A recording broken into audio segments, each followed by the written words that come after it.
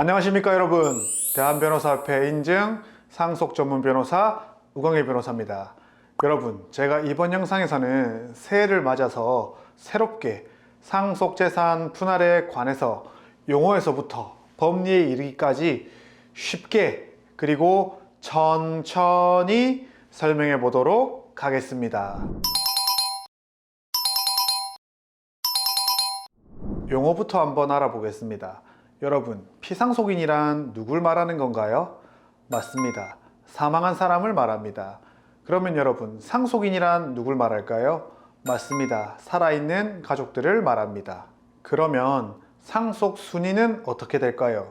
1순위 상속인은 직계 비속입니다. 아들이나 손자가 되겠죠.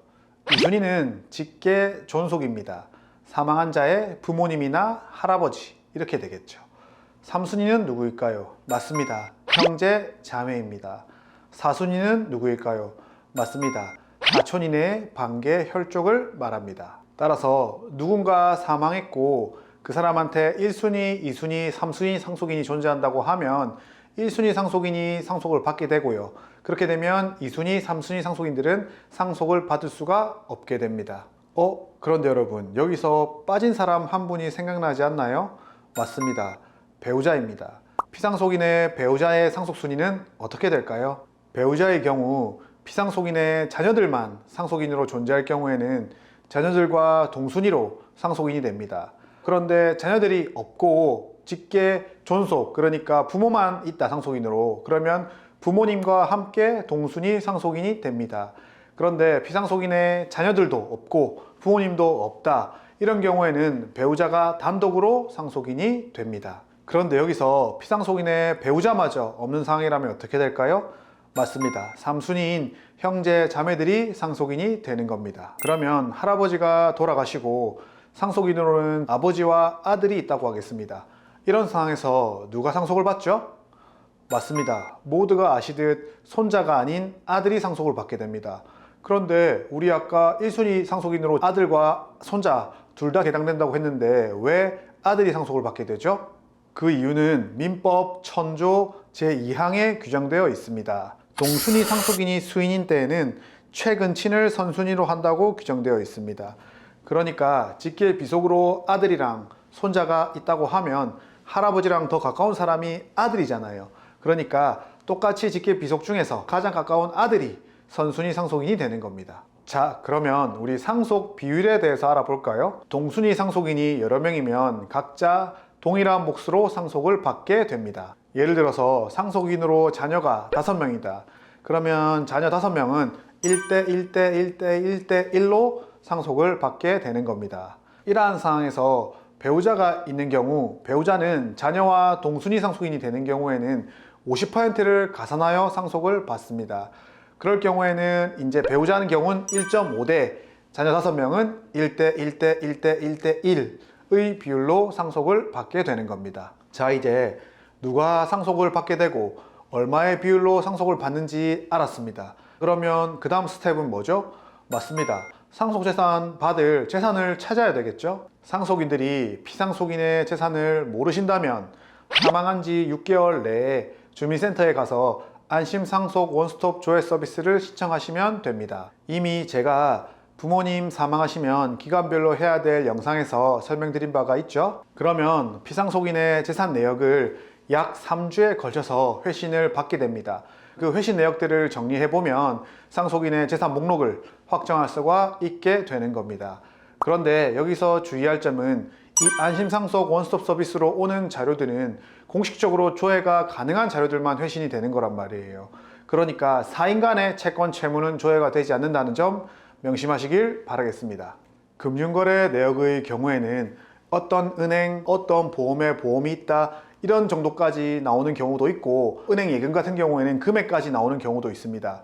그런데 어떤 것들은 계좌만 나오는 경우가 있거든요. 이런 은행에 계좌가 있다.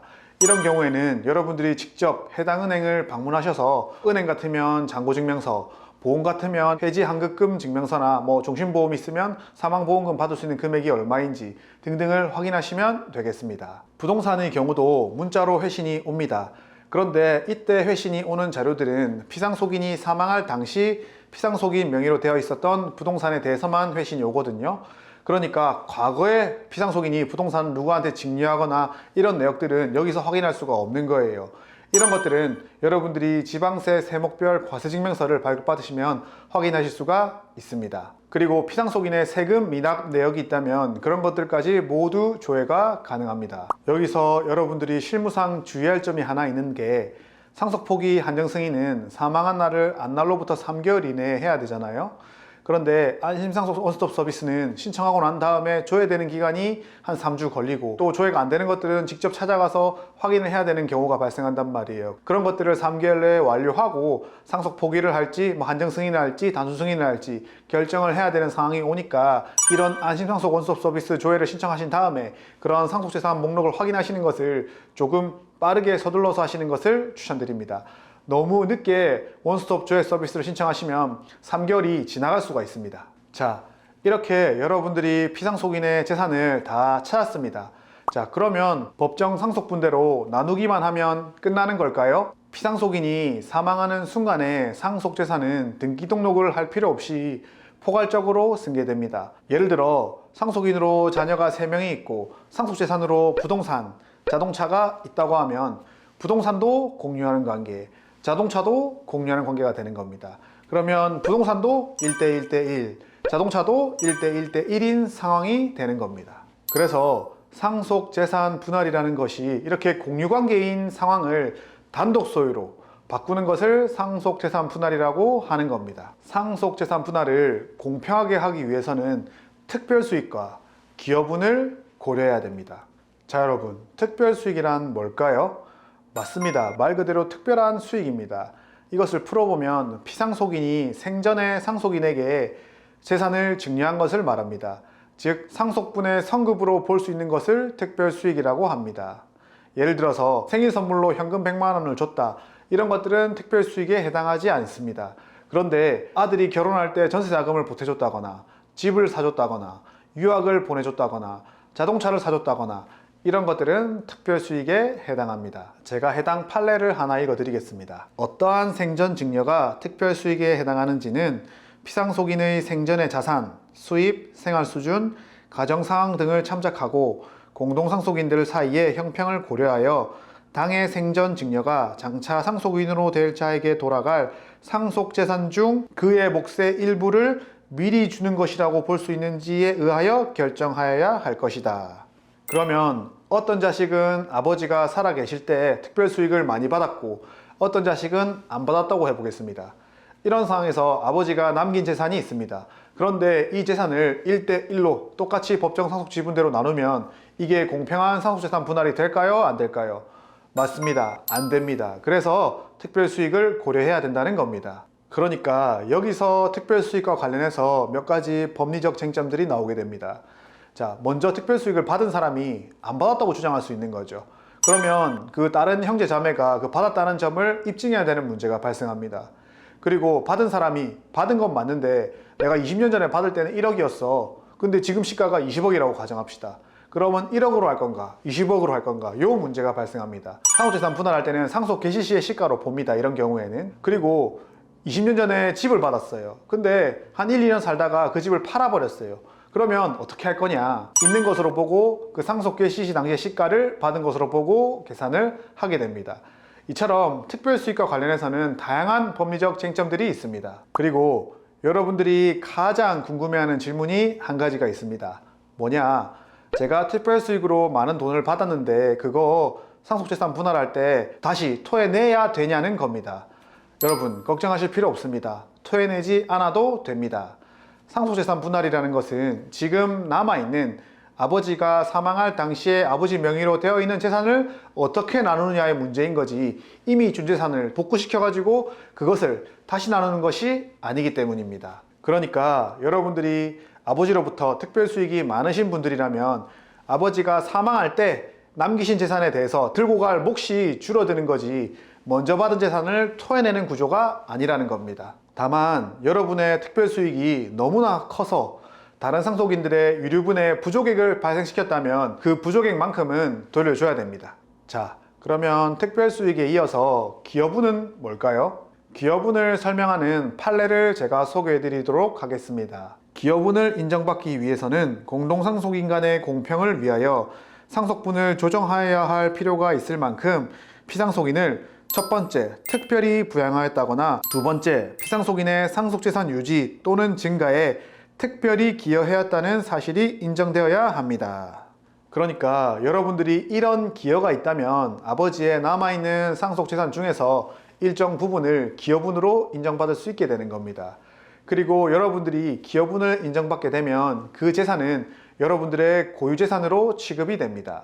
그러니까 상속재산 분할을 할 때 기여분으로 인정된 재산은 빼놓고 나머지 재산을 다시 여러분이 나누게 되는 상황이 되는 겁니다. 그런데 여러분이 기여분 관련해서 조금 주의하셔야 할 점들은 부부로서 아니면 자식으로서 당연한 일을 했는데 그것이 기여분으로 인정되는 것 아니냐 오해하시는 경우가 많습니다. 만약에 남편이 아파서 병원을 데리고 다녔다, 병간호를 했다, 아니면 아버지가 아파서 병간호를 했다, 이런 것들 가지고는 요즘 추세는 기여분을 인정받기가 조금 어렵습니다. 그래서 제가 봤을 때는 우리 피상속인의 부양 쪽보다는 피상속인의 재산의 유지 또는 증가에 기여를 하셨다는 부분이 있는 분들이 기여분을 인정받기가 더욱 쉽다고 하겠습니다. 예를 들면 특정 상속인이 아버지 명의로 된 주식 계좌를 운용해서 계좌가 10억이었는데 70억으로 불렸다. 이러면 기여분이 인정될 가능성이 매우 높다고 하겠습니다. 자, 그러면 이제 드디어 제가 얼마를 상속받을지 상속재산을 계산하는 방법을 알아보도록 하겠습니다. 먼저 간주상속재산을 확정해야 됩니다. 간주상속재산은 아버지가 남기신 상속재산에다가 미리 특별수익으로 준 것들을 더하고 거기다가 기여분을 빼서 구합니다. 이렇게 간주상속재산이 구해지면 여기에다가 여러분의 법정 상속지분을 곱합니다. 그 값에다가 여러분의 특별수익을 빼주고요. 거기다가 더하기, 기여분이 있다면 기여분을 더해줍니다. 자, 여러분, 제가 말로 설명하니까 어렵죠? 제가 예를 들어서 설명해 보도록 하겠습니다. 아버지, 어머니, 아들, 딸 4인 가족이 있었습니다. 그리고 아버지가 사망했습니다. 아버지가 사망해서 안심상속 원스톱 조회 서비스를 나머지 가족들이 해보니까 아버지 명의로 6억 원의 예금 채권이 있다는 사실을 알게 되었습니다. 그런데 가족들은 조금 의문이 들었어요. 과거에 아버지가 아들에게 4억 원을 준 적이 있거든요. 이거 특별수익에 해당하는 거 아니야? 조금 의문이 들었습니다. 그리고 딸은 아버지가 6억 원의 예금을 형성하는 과정에 엄청난 기여를 했습니다. 그리고 아버지가 투병 기간에 딸이 또 투병을 강화하기도 하였습니다. 그러면 여기서 궁금하죠. 딸은 기여분을 인정돼야 되는 게 아닐까? 마지막으로 아내는 아버지와 30년 동안 혼인 생활을 유지했습니다. 그런데 여기서 우리가 조금 주의해야 될 점이 아버지와 어머니가 혼인신고를 하지 않은 사이였어요. 그러니까 사실혼 관계였습니다. 그래서 어머니가 고민을 하는 겁니다. 나 법률상 배우자는 아닌데 30년 같이 살았으니까 상속받을 수 있지 않을까? 이런 의문이 들었습니다. 자, 제가 이 문제들을 하나하나씩 풀어가 보도록 하겠습니다. 먼저 사실혼 관계인 어머니는 상속권이 없습니다. 따라서 아버지의 재산을 상속받을 수가 없습니다. 관련 판례를 제가 읽어드리도록 하겠습니다. 사실혼 배우자에게 상속권을 인정하지 아니하는 것은 상속인에 해당하는지 여부를 객관적인 기준에 의하여 파악할 수 있도록 함으로써 상속을 둘러싼 분쟁을 방지하고 상속으로 인한 법률관계를 조속히 확정시키며 거래의 안전을 도모하기 위한 것이다. 사실혼 배우자는 혼인신고를 함으로써 상속권을 가질 수 있고 증여나 유증을 받는 방법으로 상속에 준하는 효과를 얻을 수 있으며 근로기준법, 국민연금법 등에 근거한 급여를 받을 권리가 인정된다. 그래서 상속인으로는 아들과 딸밖에 없는 상황입니다. 그리고 딸은 아까의 재산 형성에 기여했고 아버지의 투병 생활을 도왔기 때문에 기여분으로 20%를 인정받았습니다. 간주 상속재산을 우리 구해볼까요? 자, 그러면 아버지의 상속재산인 6억 원에 아들한테 줬던 4억 원은 특별수익에 해당합니다. 그럼 6억 원에다가 4억 원을 더하고 딸의 경우에는 기여분으로 20%를 인정받았잖아요. 그러니까 6억의 20%인 1억 2천만 원을 빼줘야 되는 겁니다. 그러면 간주 상속재산은 총 8억 8천만 원이 나옵니다. 자, 이러한 상황에서 상속인은 아들과 딸밖에 없으니까 1대1의 비율로 상속을 받겠죠. 그러면 8억 8천만 원의 2분의 1인 4억 4천만 원씩 아들과 딸이 각각 상속을 하게 됩니다. 자, 그러면 아들과 딸이 구체적으로 얼마를 받을지 한번 계산해 볼까요? 제가 구체적 상속분은 간주상속재산에다가 각자의 법정 상속지분을 곱한 다음에 자신의 특별수익은 빼주고 자신의 기여분을 더한다고 했잖아요. 간주상속재산에서 법정 상속지분을 곱했을 때 4억 4천이 나왔는데 아들의 경우는 특별수익 4억이 있으니까 4억을 빼줘야겠죠? 그리고 기여분을 더해줘야 되는데 기여분이 없으니까 0원이에요. 그러면 아들은 4억 4천에서 4억을 뺀 4천만 원을 상속받게 되는 겁니다. 딸의 구체적 상속분은요. 딸도 똑같이 4억 4천만 원을 받아야 되잖아요. 그 상황에서 자기는 20% 기여분을 인정받아서 1억 2천만 원을 받아야 되니까 4억 4천 플러스 1억 2천, 5억 6천을 딸이 가져가면 되는 겁니다. 그러니까 아버지 상속재산으로 6억이 있었잖아요.